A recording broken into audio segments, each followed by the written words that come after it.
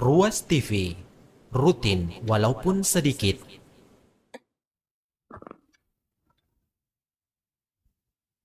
Bismillahirrahmanirrahim. Assalamualaikum warahmatullahi wabarakatuh. Alhamdulillah. Alhamdulillahilladzi hadana li hadzal din. Wassalatu wassalamu ala asyrafil mursalin nabiyina Muhammad wa ala alihi wa ashabihi ajmain, amma ba'd. Alhamdulillah, para pemirsa Ruas TV dimanapun Anda berada, kita sangat bersyukur kepada Allah.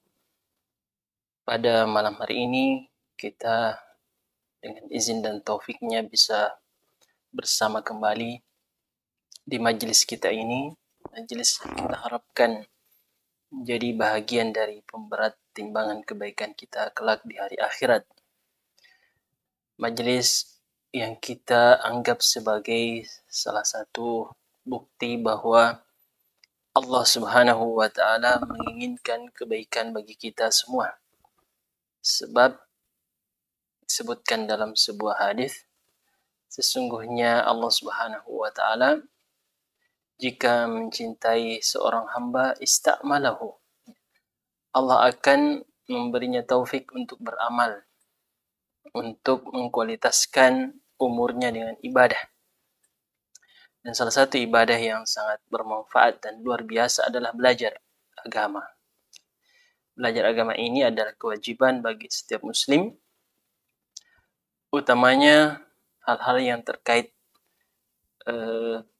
amalan-amalan yang dengannya kita mendekatkan diri kepada Allah Subhanahu wa Ta'ala.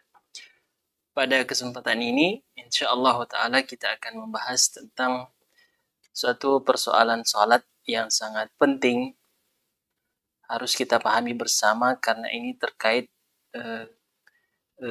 bukan hanya kesempurnaan salat, tetapi keabsahan salat kita, dan lebih spesifik terkait bagaimana cara menyempurnakan kesalahan-kesalahan yang kita lakukan di dalam pelaksanaan sholat. Secara singkat, para pemirsa sekalian, kita ingatkan atau segarkan ingatan kita bahwa pada pertemuan yang lalu kita telah membahas perbedaan antara rukun dan wajib sholat. Adapun syarat dan sunnahnya sudah berkali-kali kita ulangi.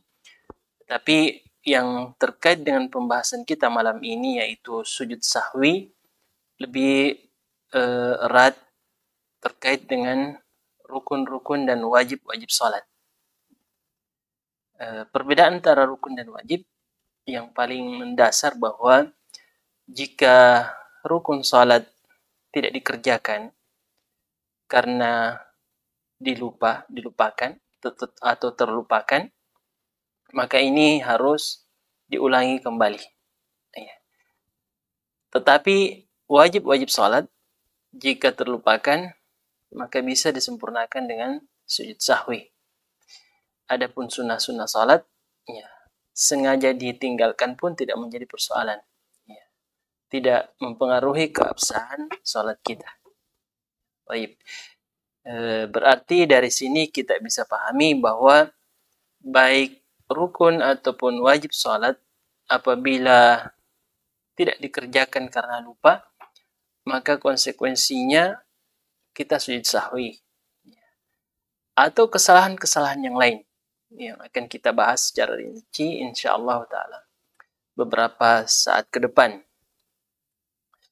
Para pemirsa sekalian, pertama yang menarik untuk kita pahami bahwasanya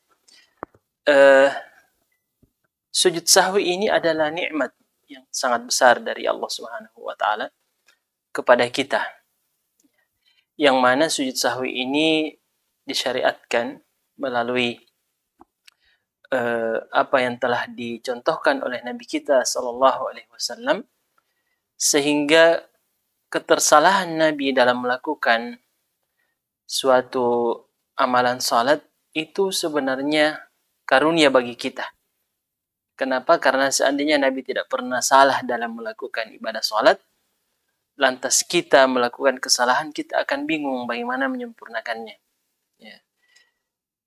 Sehingga kata ulama kita, sujud sahwi itu memiliki 3 manfaat. bisa dilihat ya di sini. Manfaat sujud sahwi itu ada 3. Pertama, irghaman lisyayatin, sebagai penghinaan terhadap syaitan. Syaitan, para pemirsa sekalian, adalah musuh abadi umat manusia, utamanya kaum mukminin.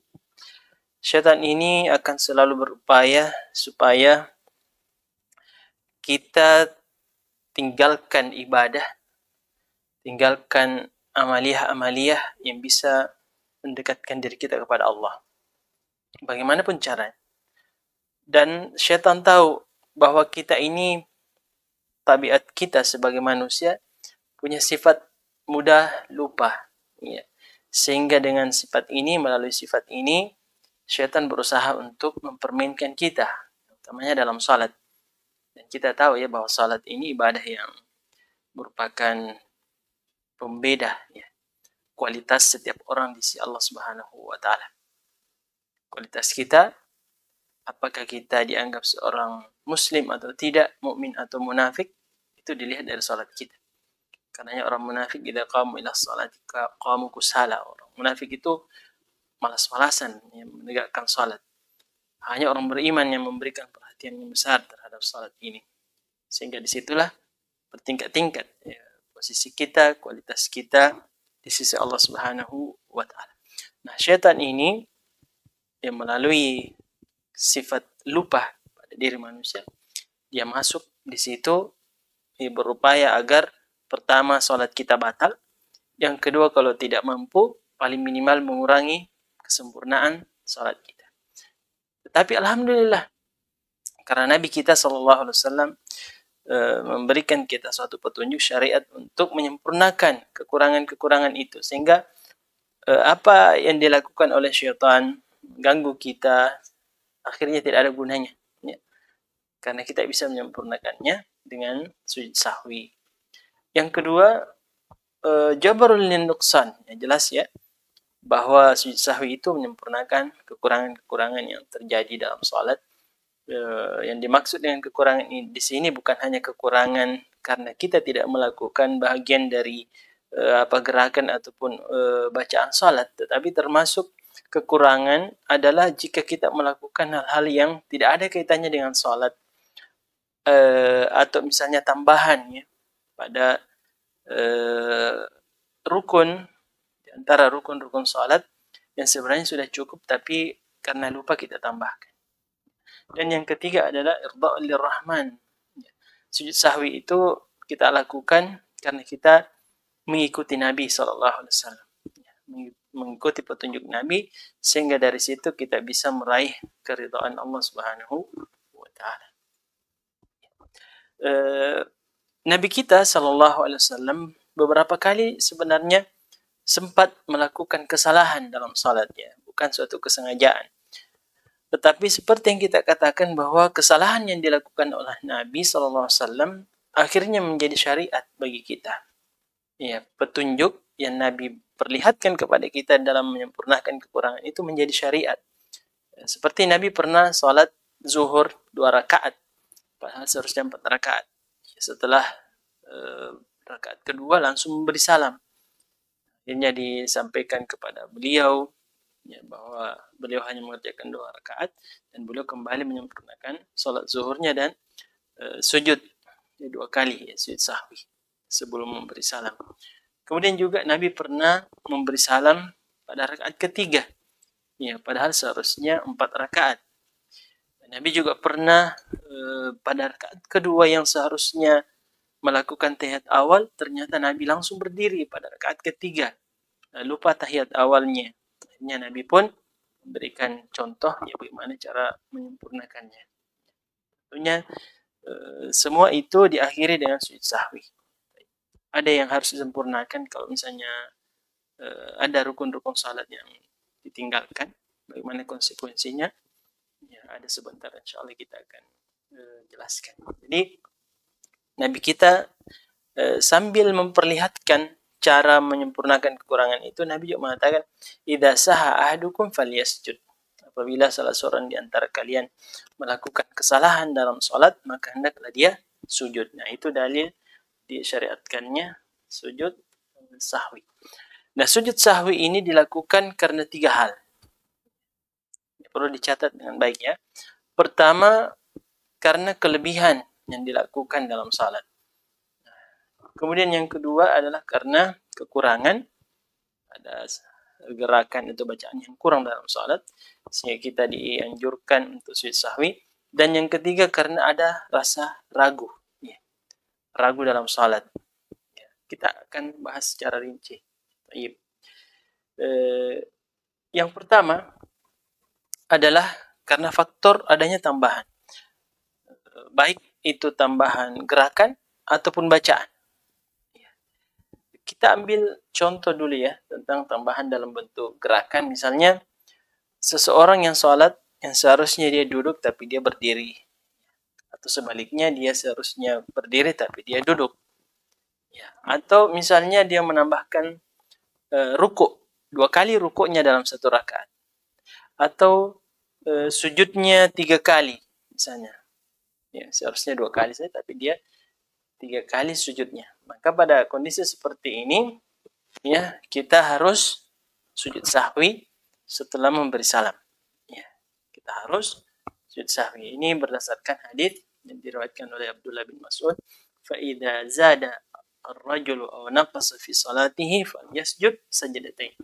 Apabila seseorang menambahkan dalam salatnya atau mengurangi sesuatu dari salatnya, maka hendaklah dia sujud 2 kali. Jadi sujud sahwi itu, para pemirsa sekalian, caranya adalah kita kalau misalnya kesalahan itu dalam bentuk kekurangan, kurang gerakannya, ya, kurang misalnya bacaannya, lalu setelah kita sempurnakan, kalau dia dalam bentuk rukun, kalau wajib kan langsung saja sujud sahwi. Tapi kalau rukun kita harus sempurnakan dulu. Kita akan jelaskan sebentar. Ya, maka kita sujud 2 kali sebelum memberi salam. Ya, tapi kalau dalam bentuk kelebihan, lebih rakaatnya, lebih sujudnya, termasuk juga bacaannya, maka kita sujud 2 kali setelah memberi salam.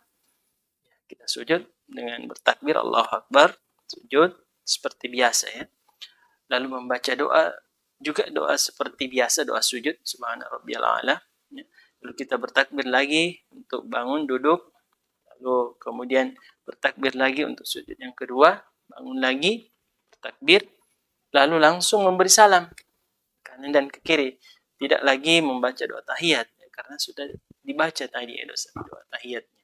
Ini berdasarkan hadis yang diriwayatkan oleh Imam Muslim. Ya, sekarang bagaimana cara menyempurnakan salat kita jika kita melakukan kesalahan dalam bentuk penambahan? Misalnya bertambah rakaatnya. Ya. Pertama harus kita pahami, kalau misalnya rakaatnya bertambah, kita berdiri ke rakaat kelima. Kalau misalnya kita ingat bahwa ternyata kita lebih dalam jumlah rakaat dalam mengerjakan salat, dan kita ingat setelah memberi salam, maka kata ulama kita, kalau jaraknya masih dekat, ya, misalnya masih ada wudhu kita, maka kita sujud sahwi. Ya. Kalau misalnya sudah panjang, sudah batal wudhu kita, ya, nanti teringat bahwa kita ternyata sholat zuhur 5 rakaat setelah sholat asar, nah, kata ulama kita tidak perlu sujud sahwi, ya, dan sholat kita sah insyaallah. Nah, jika saja ternyata kita ingat bahwa ada tambahan dalam salat kita dan kita masih berada dalam kondisi salat, misalnya kita berdiri ke rakaat kelima pada salat zuhur, setelah kita berdiri tegak, ada yang mengingatkan kita imam atau kita sendiri sadar, ya, ternyata ini sudah rakaat kelima, maka kita harus duduk, ya, tidak boleh melanjutkan ke rakaat kelima, ya, haram hukumnya. Kita duduk lalu bertahiyat, tahiyat akhir, dan memberi salam. Setelah itu sujud sahwi. Jadi kesalahan-kesalahan yang kita lakukan tadi itu diakhiri dengan sujud sahwi. Dan karena dalam bentuk penambahan gerakan, maka kita harus sujud sahwi setelah memberi salam. Ada pun tambahan-tambahan dalam bentuk bacaan, misalnya ternyata ketika kita ruku, kita baca Al-Quran, baca ayat. Atau ketika kita sujud, ya setelah membaca Subhana Rabbiyal A'la, karena kita lupa ternyata kita baca Al-Fatihah di situ. Mungkin agak panjang sujudnya imam, akhirnya kita baca surat Al-Fatihah. Ya. Atau contoh yang lain, kita membaca bacaan selain Al-Fatihah pada rakaat ketiga dan keempat pada salat Isya atau Zuhur dan Asar. Nah, ini kata ulama kita disunahkan untuk sujud sahwi. Ya, sunnah hukumnya ya. Tidak wajib. Jadi karena dia dalam bentuk penambahan, maka kita sujud sahwi setelah memberi salam. Nah, ini dikatakan ustuhibba lahu sujud lisahwi. Sunnah hukumnya, tidak wajib. Nah, sekarang bagaimana jika kesalahan itu dalam bentuk kekurangan? Ya, ada gerakan yang kurang atau ada bacaan yang kurang. Bagaimana cara menyempurnakannya? Coba kita rinci ya, satu persatu. Misalnya takbiratul ihram. Ada orang yang sholat, dia lupa takbiratul ihram. Padahal sudah rakaat keempat pada sholat zuhur. Kata ulama kita, sholatnya batal. Ya, tidak ada gunanya sujud sahwi. Dia harus ulangi sholatnya dari awal. Ya, karena dia lupa kuncinya. Ya, Nabi kita mengatakan bahwa kunci sholat itu adalah takbir. Ya. Dalam riwayat tahrimuha at-takbir. Pengharaman dari sholat itu adalah takbir. Artinya kalau kita sudah bertakbir, takbiratul ihram, haram semua aktivitas selain sholat saja. Bacaan sholat ataupun gerakan sholat. Nah, ini dilupa dibuka. Ya, berarti kita tidak masuk. Ya, tidak masuk sholat. Harus diulangi sholatnya. Kemudian yang kedua, bagaimana jika yang kita lupa adalah ruku ataupun sujud? Ada orang yang sholat setelah membaca surah Al-Fatihah, membaca surah atau ayat setelahnya yang hukumnya sunnah seperti yang kita pernah jelaskan. Tetapi setelah itu bertakbir dan langsung sujud. Ya, lupa rukuknya. Nah, ini bagaimana ini? Ternyata ada perbedaan pendapat ya di kalangan ulama kita. Ada yang mengatakan kalau misalnya kita ingat bahwa kita lupa rukuk atau lupa sujud, sementara kita sudah berada pada rakaat berikutnya, sudah berdiri. Ada yang merinci dan mengatakan jika kita belum mulai membaca surah Al-Fatihah, maka kita harus kembali rukuk. Kalau misalnya rukuk yang dilupakan, kembali rukuk, lalu sujud lagi. Jangan rukuk saja baru lanjutkan ke rakaat kedua, ya tidak. Rukuk baru sujud 2 kali, ya, seperti biasa. Karena harus tertib, at-tartib ya. Tidak boleh rukuk lalu setelah rukuk bangun langsung berniat masuk ke rakaat kedua. Tapi harus i'tidal, bangun rukuk lalu sujud lagi. Sujud. Jadi yang disempurnakan adalah rakaat pertama yang tidak ada rukuknya. Begitu juga sujud. Misalnya kita ketika berdiri ke rakaat kedua, sambil berdiri belum juga sempurna berdiri, ingat bahwa ternyata kita sujudnya cuma 1 kali. Nah, kita kembali. Nah, ini di antara yang merinci ulama kita seperti itu sebelum membaca Al-Fatihah. Artinya kalau seseorang ingat bahwa dia lupa ruku ataupun sujud, padahal dia sudah berada pada rakaat kedua dan sudah membaca Al-Fatihah, sebagian ulama mengatakan tidak perlu kembali lagi. Ya, tapi rakaat kedua yang sementara dia kerjakan dianggap pengganti rakaat pertama. Ya, rakaat pertama batal, tidak dihitung. Ya, karena dia sudah berada pada surah Al-Fatihah. Ada juga yang merinci dengan pendapat yang lain, tidak apa-apa kita sampaikan ini, ya, dan mengatakan selama kita belum sampai pada posisi gerakan yang terlupakan pada rakaat sebelumnya, maka kita boleh kembali. Iya. Misalnya kita lupa sujud kedua, ya. Kita sujud 1 kali saja, ya. Lalu kita berdiri, berarti kita lupa duduk di antara 2 sujud, ya, dan juga lupa sujud. Tapi ketika kita berdiri pada rakaat kedua, sementara kita bertakbir Allahu Akbar, lalu membaca Al-Fatihah, sementara membaca Al-Fatihah tiba-tiba ingat, sepertinya tadi saya sujudnya cuma 1 kali. Ya, sebagian ulama kita mengatakan kita kembali, ya, kembali duduk di antara dua sujud, ya. Kemudian sujud 1 kali, kemudian berdiri ke rakaat kedua. Kenapa? Karena sebuah kaidah yang mereka sebutkan bahwa selama kita belum berada pada gerakan, posisi gerakan yang terlupakan itu, maka kita masih bisa kembali. Iya. Tetapi kalau misalnya sudah sampai, nah, seperti rukuk misalnya ya, rukuk. Kita lupa rukuk pada rakaat pertama. Dan nanti teringat ketika kita berada pada rakaat kedua setelah membaca Al-Fatihah dan setelah selesai membaca ayat atau surah yang kita niatkan sebagai sunnah. Ya, pas kita akan rukuk, bertakbir, tiba-tiba ingat, ya sepertinya pada rakaat pertama saya belum rukuk. Ya baru ingat, saya belum melakukan yang seperti ini tadi. Tiba-tiba muncul di pikirannya, ya belum terasa saya rukuk. Kayaknya baru pertama kali saya rukuk ini. Maka tentu tidak mungkin lagi kembali ya ke rakaat pertama karena dia sudah berada pada posisi di mana dia akan rukuk. Ya. Jadi pada saat itu ya yang sementara dia kerjakan yaitu rakaat kedua dianggap sebagai pengganti rakaat pertama. Ya, karena dia sudah sampai pada gerakan yang dia lupakan itu. Ya, ini disebutkan oleh salah seorang ulama kita yang tidak perlu kita sebutkan. Ya. Yang jelas itu diantara perbedaan pandangan ulama kita ya bagaimana cara menyempurnakan rukun salat yang terlupakan. Ada dua rincian. Ada yang terkait Al-Fatihah, ada yang terkait posisi gerakan yang dilupakan itu. Baik. Kemudian berikutnya, jika misalnya rukun yang terlupakan itu tidak teringat kecuali nanti selesai memberi salam. Ya. Maka para pemirsa sekalian ini dianggap bahwa orang itu telah melupakan 1 rakaat. Karena sudah selesai memberi salam. Ya. Setelah memberi salam ke kanan dan ke kiri, dia ingat bahwa pada rakaat pertama sepertinya tidak ruku. Ya. Maka dia berdiri menambahkan 1 rakaat. Dan kata salah seorang ulama kita, rakaat kedua, ya, itu dianggap rakaat pertama yang telah dikerjakan. Rakaat ketiga sebagai rakaat kedua, rakaat keempat sebagai rakaat ketiga, dan yang dia tambahkan itu adalah rakaat keempat.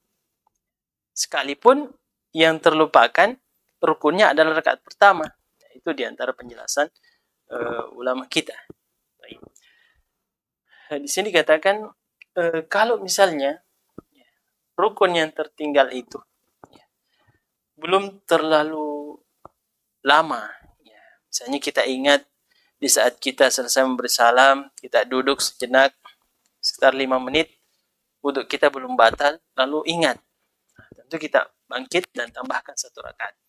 Nah, bagaimana kalau misalnya kita ingat setelah wudhu sudah batal, kita sudah sampai di rumah, misalnya tadinya kita sholat di masjid, maka kata ulama kita ulangi sholat kita dari awal. Ya, sholat yang tadi kita lupa 1 rakaat. Atau ada rukun yang terlupakan pada salah satu rakaat sholat kita, tapi karena sudah terlalu lama, terlalu panjang waktunya, sudah sampai misalnya ke waktu sholat berikutnya, maka kata ulama kita diulangi sholat itu seutuhnya, tidak sempurna. Kecuali jika yang terlupakan itu adalah tahiyat akhir dan memberi salam. Jadi kalau tadi kita katakan orang yang melupakan salah satu rukun pada 1 rakaat dianggap hilang 1 rakaat dari sholatnya, sehingga dia harus mengganti seutuhnya 1 rakaat. Maka jika yang terlupakan hanya tasyahud akhir, tahiyat akhir, dan juga lupa memberi salam misalnya, ya, setelah sujud kedua pada rakaat keempat langsung berdiri, bubar. Maka kata ulama kita, jika dia ingat pada saat itu, maka dia harus duduk, ya, tahiyat akhir, membaca doa tahiyat, salawat, dan memberi salam. Nah, bagaimana jika yang terlupakan adalah tahiyat awal? Saya ingin tanya ya para pemirsa sekalian, sudah masih ingat? Tahiyat awal itu hukumnya rukun atau wajib? Silahkan diingat-ingat. Ini hukumnya wajib ya, wajib ingat. Tahiyat akhir itu rukun, tahiyat awal wajib hukumnya, kata ulama kita. Nah, jika misalnya ada seseorang yang pas setelah sujud kedua pada rakaat kedua, yang seharusnya dia duduk untuk membaca doa tahiyat awal, ternyata langsung berdiri ke rakaat ketiga. Di sini ada rinciannya. Ya, Sangat menarik untuk kita hafal baik-baik. Kalau misalnya ketika berdiri ke rakaat ketiga belum sempurna, punggungnya tegak, ya belum, masih membungkuk ya sedikit sambil berdiri, tiba-tiba ingat atau ada yang ingatkan kalau dia imam, subhanallah, dia belum berdiri tegak, langsung ada yang ingatkan, maka dia harus duduk, wajib hukumnya untuk kembali. Ya, kembali duduk tahiyat awal. Selesaikan tahiyat awal baru berdiri ke rakaat ketiga. Kalau misalnya yang kedua ya, ternyata dia sudah berdiri tegak ya, ke rakaat ketiga dan baru saja mau membaca surah Al-Fatihah, kemudian ada yang mengingatkan atau dia sendiri yang ingat, maka kata ulama kita pada yang poin yang kedua ini, makruh hukumnya untuk kembali tahiyat awal. Makruh. Artinya kalau seandainya dia kembali, salatnya sah karena tidak sampai haramnya, ya, makruh saja. Nah, kecuali kalau dia sudah membaca Al-Fatihah, karena dia sudah sampai ke rukun berikutnya. Ini dia, salah satu pendapat ya, ulama kita, bahwa kalau dia sudah mulai membaca surah Al-Fatihah, ingat ya bahwa yang kita tinggalkan tadi itu karena lupa adalah wajib salat, bukan rukun salat. Yang mana kita sudah jelaskan, jika salah satu di antara wajib salat yang 8 itu, pernah kita jelaskan pada pertemuan yang lalu, terlupakan, maka bisa disempurnakan dengan sujud sahwi. Maka imam yang cerdas ya, ketika dia sudah mulai membaca Al-Fatihah, bismillahirrahmanirrahim, alhamdulillahirabbil alamin, tiba-tiba ada yang mengatakan subhanallah. Ya, subhanallah, dan kita juga ingat sebagai imam, oh kayaknya tadi saya lupa ayat awal. Bagaimana caranya? Ya, kalau misalnya makmum di belakang ini agak ngotot, ya, ucapan subhanallah, kasih isyarat. Saya masih duduk ya. Misalnya makmum tidak mau berdiri ke rakaat ketiga, tapi imam sudah mulai baca Al-Fatihah, maka kasih isyarat gini ya supaya berdiri, semua berdiri. Makmum yang tidak paham, yang biasanya ada yang mengatakan biarkan saja imam yang salah, yang penting saya tidak salah. Ya, makmum begini tidak paham sebenarnya salat berjamaah. Ya. Seharusnya berdiri, karena apa yang ditinggalkan imam itu bisa disempurnakan dengan cara yang lain, dengan apa yang telah dituntunkan oleh Nabi, yaitu sujud sahwi. Sehingga kita tidak boleh ngotot juga.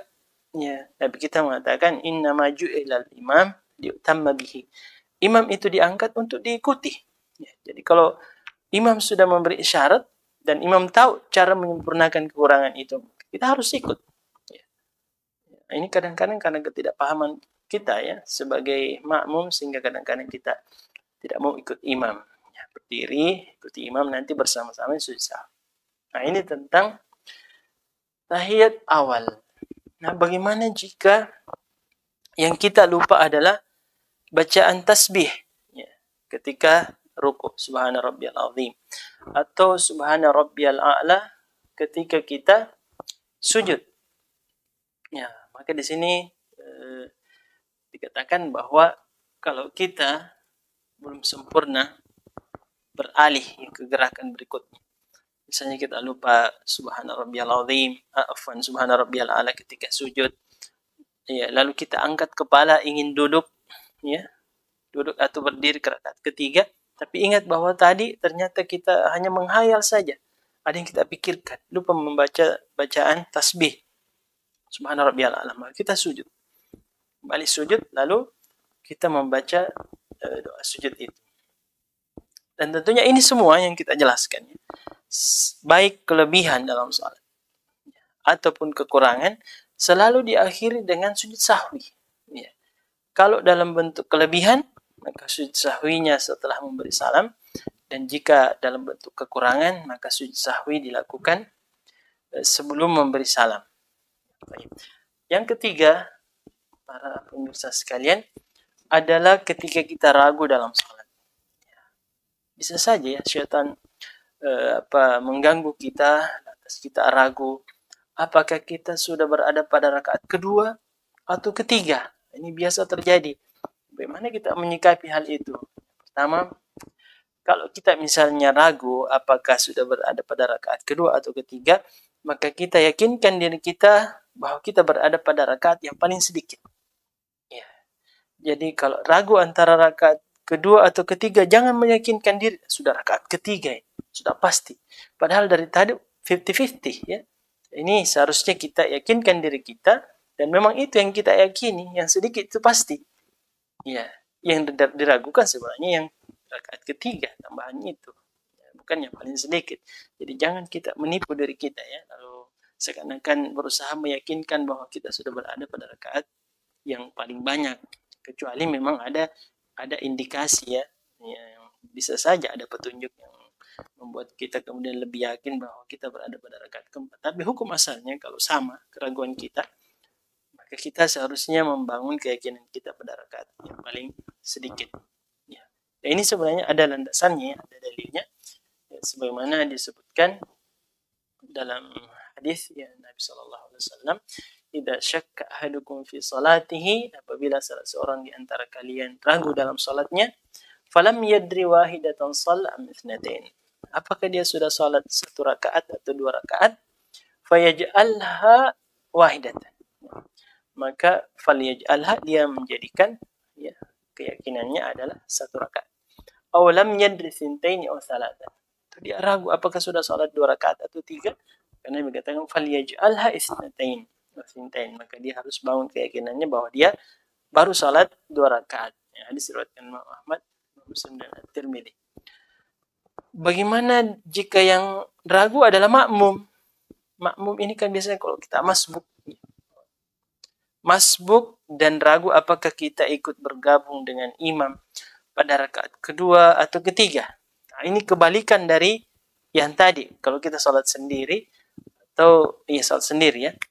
Kalau kita makmum, maka jika kita ragu apakah kita masuk bergabung dengan jamaah pada rakaat kedua atau ketiga salat yang dikerjakan oleh jamaah, maka kita bangun keyakinan kita bahwa kita masuk bergabung dengan jamaah pada rakaat yang paling banyak. Ya, artinya kita akan lebih banyak menambah. Ya, kalau kita ragu apakah kita bergabung pada rakaat kedua atau ketiga, kalau kita meyakinkan diri bahwa kita masuk pada rakaat kedua, berarti kita hanya menambahkan dua rakaat. Kalau zuhur atau asar atau isya. Tapi kalau kita jadikan pada rakaat ketiga, maka kita tambahkan 3 rakaat. Ya. Kita masuk pada rakaat ketiga, maka kita tambahkan 1 rakaat dengan imam dan tambah lagi 2 rakaat. Berarti semakin banyak rakaat yang kita jadikan patokan, ya, maka semakin banyak tambahannya. Beda dengan yang pertama tadi, ya.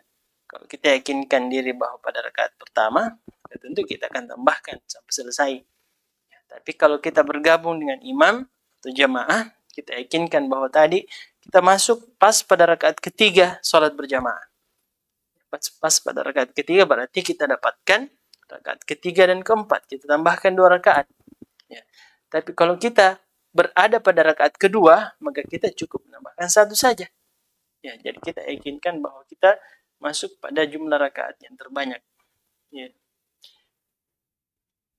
Ini terkait dengan keraguan bagi makmum. Kalau misalnya kita ragu, apakah ada di antara wajib-wajib salat yang kita lupa kerjakan? Ada 8 ya, ingat ya, ada 8 wajib-wajib salat. Tapi kita tidak yakin, kita hanya ragu. Ya, beda dengan yang tadi kita jelaskan dari awal, tambahan dan kekurangan. Itu kalau kita yakin, lupa misalnya doa ruku, doa sujud, doa lupa bertakbir, takbir peralihan. Ini beda kalau kita hanya ragu saja. Maka kata ulama kita, kalau sekedar ragu saja, maka ini tidak perlu dihiraukan. Ya. Dan tidak perlu juga kita sujud sahwi, karena kita ragu pada sesuatu yang sifatnya wajib. Yang nanti disempurnakan dengan sujud sahwi kalau kita yakin. Kalau ragu maka itu boleh kita abaikan keraguan. Apalagi kalau sunnah. Yang sunnah kita lupa kerjakan atau ragu, maka itu tidak berpengaruh. Tidak perlu sujud sahwi. Begitu juga kalau kita ragu apakah ada tambahan. Kita ragu tadi saya salat isyanya 5 rakaat atau 4 rakaat. Itu tidak perlu dihiraukannya. Ya.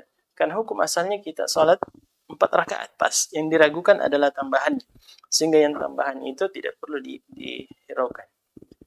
Terakhir mungkin, terakhir, dan ini sepertinya perlu dicatat. Ya, saya khawatir setelah saya jelaskan yang terakhir ini kita lupa. Ya, yaitu kondisi sujud sahwi imam dengan makmum, dan ini penting sekali jamaah sekalian. Ya, bagaimana jika imam melakukan kesalahan sementara kita sebagai makmum ternyata masbuk? Ya, perhatikan ya, kalau misalnya kita masuk bergabung bersama jamaah, tetapi kita dapatkan seluruh rakaat salat, maka sujud sahwi yang dilakukan oleh imam, baik sebelum memberi salam atau setelah memberi salam, kita wajib untuk ikuti, sekalipun kita masbuk. Itu yang pertama. Yang kedua, kalau misalnya kita bergabung bersama salat berjamaah pada rakaat kedua atau ketiga, lalu kesalahan yang dilakukan oleh imam ternyata kita tidak dapati. Iya, imam melakukan kesalahan pada rakaat pertama, sementara kita masuk pada rakaat kedua. Artinya kita tidak mendapati kesalahan itu. Perhatikan dengan baik, ada rinciannya.